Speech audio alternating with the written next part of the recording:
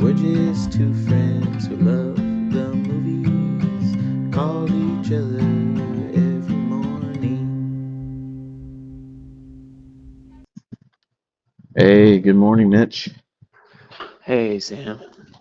Uh, Dude, I was today. I was, I returned back to work, but unfortunately, uh, I, when you're off of work, when you come back, usually it's like, oh, it's cool, but like after a couple of weeks, you start to have like access issues. So I have access issues, so I've already done everything I can. Now I just gotta wait until tomorrow. So I was like, well, like I I have nothing to do. I've already completed all my tasks, all that I can do. So I was working on my script again. Uh, and yeah, dude, you know what? I understand. I get why you love writing, man. Like, even though I'm not saying I'm anywhere near as good of a writer as you, but I really love that application, Writer Duet. Uh-huh. It makes the process so much fun, man. Like, Yeah. like it's easy with the tab, like, oh, this character is speaking, or it kind of remembers the characters that you're using, and the actions, and notes that you need to make and all that. So it's really cool, man. I love the whole writing process. I can see why there's like some people, just once you start, you can't stop, right? Um, Yeah. so that's really awesome. Because what do you use again for your script writing? Final draft. Final Draft. But you have a student discount, right? I used my student discount when I graduated to buy one, to buy the software, and I've been using it ever since. Wow. Yeah. So I mean, I'm sure Final Draft is a lot better than what I'm using, because mine is I don't just a, know, I think back then there wasn't as many options online that were yeah. really good. So now they've made it a lot more available to interact with it. So Yeah, that's good. so yeah, that one is a free one. I think it allows you to do like free four free scripts. That's what I it see. says. So yeah, man, it's going good. I'm excited, dude. I was like in the zone, just typing away, like, oh yeah, and this character says this, and this character says this. So It's fun, yeah. yeah, it's real fun, especially the script that I'm writing. I'm trying to keep it under 90 pages. That's Oh yeah, that's it's what I'm trying perfect. to do. Like 80. Because how long was your Beasley script?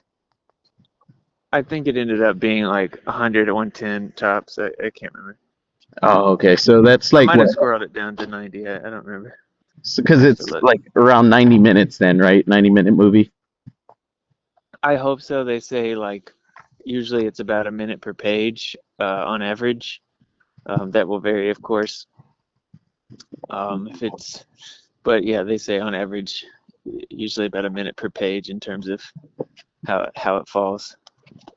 Okay. Yeah, so I'm trying to keep it with that, but this is a first draft. I'm also trying to keep room to where, like, obviously, whenever a director works on a script, they have a little bit of leeway, right? Like, they're able to add Well, little I think in moments. the industry they have 100% leeway, Oh, and there's yes. like a certain amount of the original draft. Like so, for example, if they keep up to like I'm making up numbers, but it's something like if they keep up to 60% of what was there, they have to keep your name on it. But if they like totally overhaul it and it's like 80% gone, they I don't know how the crediting works then, but once they've bought the script, like it's out of your hands traditionally. They don't even get like a story credit or anything like that. So yeah, like I said, I'm not sure how the crediting works, but yeah, the screenwriter pretty much is out of the picture. Now there are exceptions.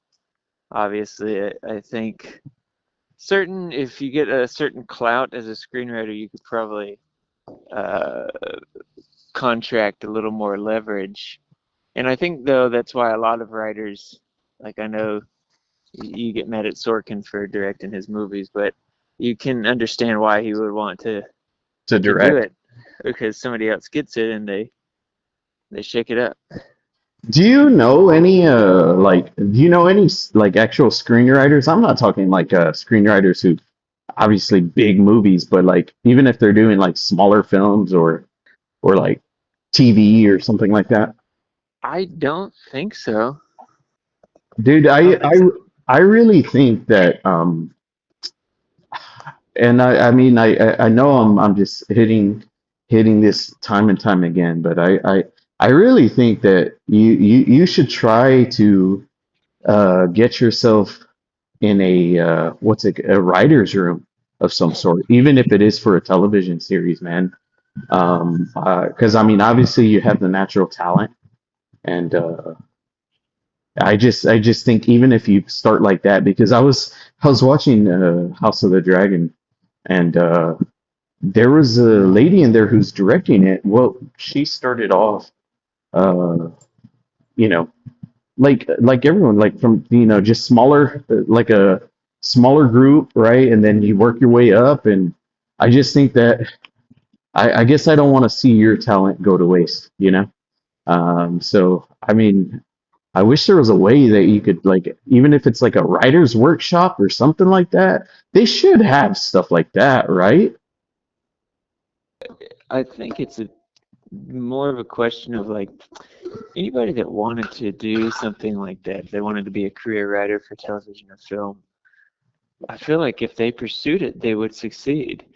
But like, there's always like a cost kind of to the pursuit, and so it becomes a like I'm always gonna write, but like in what capacity am I gonna write, Yeah. and to what end, and what am I gonna sacrifice to be able to, and those are harder, much harder questions. It's harder to figure that out than it is to actually, I think, achieve the dream.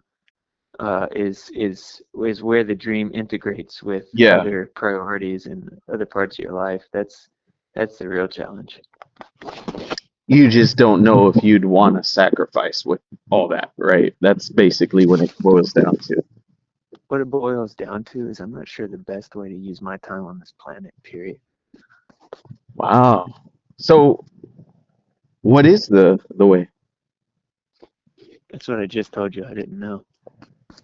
Well, I mean, like maybe you write this book that is gonna change people's lives or something like that, you know? Well, I'm always gonna write. I can promise you that, and we'll see what the Lord does. You know, my mom always, she would always tell me that, and I think she's right. I don't know. I mean, she's always felt like I should use my songwriting to glorify God, right?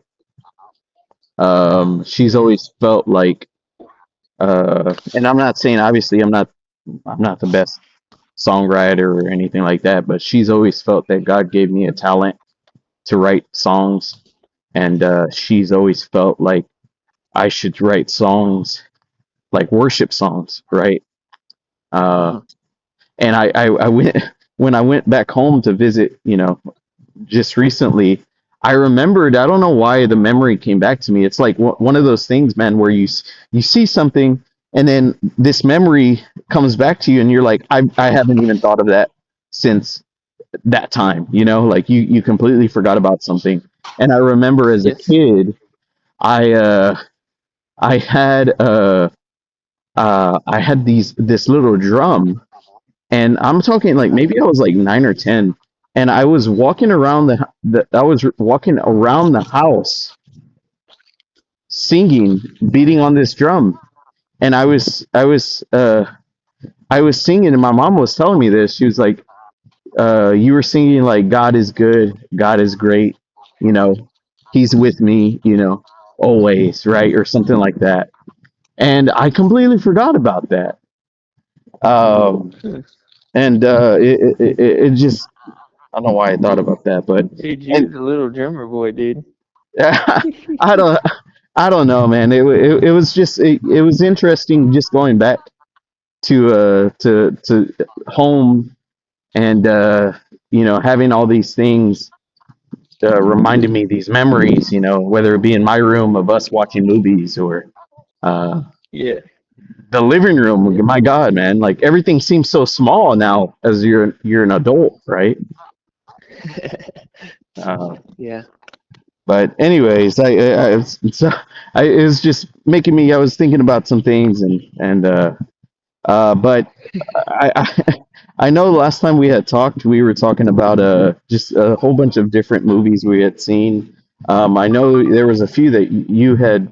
Uh, I know you had talked about Mile and Kicks, right? I think that's what you called. Is there any other movies that you had watched? Uh, You know, I'm in the middle of a lot of different things. I finished with Chloe last night a second Shirley Temple movie. This one is called Curly Top. Dude, these movies are so wholesome and random. What a strange time. She really likes them. She really liked the movie. It had the famous, I guess it's her most famous song, Animal Crackers in My Soup. okay. You know this song? No, I don't. Do you mind if I hum a few bars? Go for it. Animal crackers in my soup, monkeys and rabbits loop the loop. Yes, You don't know yes, this one? Okay. yes. Now I Okay, know good. I it. thought you would. It's Yeah. pretty famous. So um the reason why did I mention it? Oh yeah, so animal crackers, when you think of animal crackers, what do you think of? I mean, I think of the circus animal crackers. I like typically It, in school, they give you for a yeah, snack. but when we call them when usually when you say cracker, you mean something that's like salty. But Yeah. the animal crackers are cookies, right? Yeah. I wonder if that was different back then because when you think about animal cookies or what we call animal crackers, you don't think about putting them in your soup typically. Oh, yeah. So you're saying that maybe they were Yeah, I'm betting it salting. was a They were, more of a saltine type cracker that was in the shape of an animal called animal crackers, and it's and just been some kind of uh, marketing drift yeah, over time. marketing, right? Maybe they weren't Uh, selling as much, and they were like, "Oh, well, let's get into the cookie business or something." That's who knows? interesting. That's interesting. Actually, I'm gonna look that up. Were animal, Oh, you're looking it up.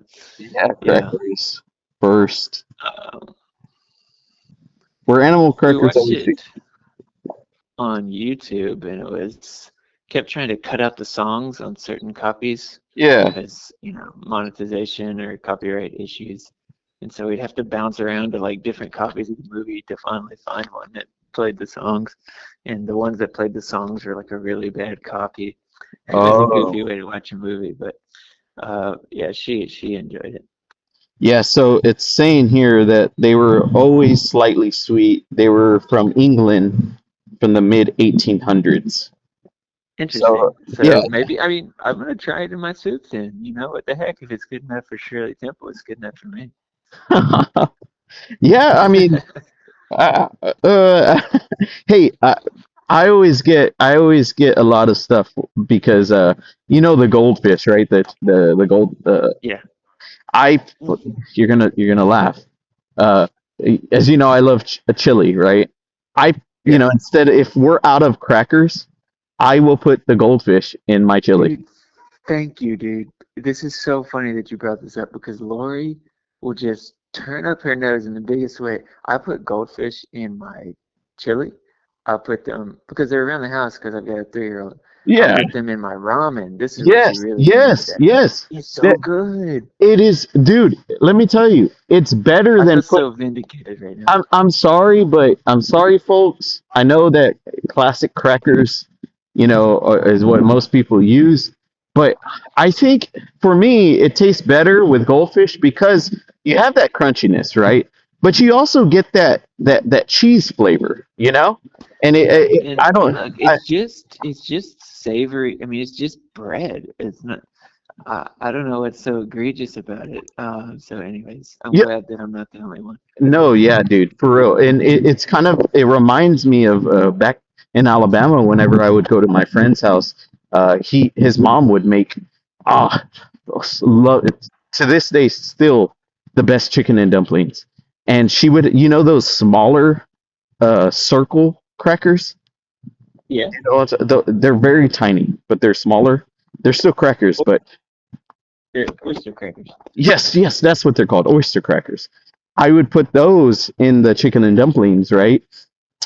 And dude, oh my Um, God, Jesus, so good, so delicious, dude. It's as you can tell, folks. We're both cool. hungry.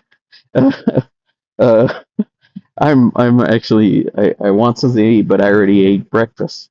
I shouldn't. So, oh, go over here. Woo, doing my workouts, dude. It's back at it. Um, Dude, an update on my we were I know I had told you that I've been trying to lose weight, and this whole time I thought like, look, I'm gonna get back from Alabama. I ate a whole bunch of food. I'm gonna gain all this weight, right? Well, it Yeah. turns out um all the walking really kind of balanced everything out.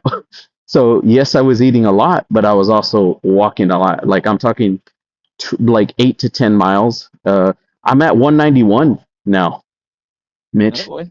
Yeah. Started what back in I want to say April, I think. I can't remember. Around that time, I was trying to lose weight. I weighed around 205.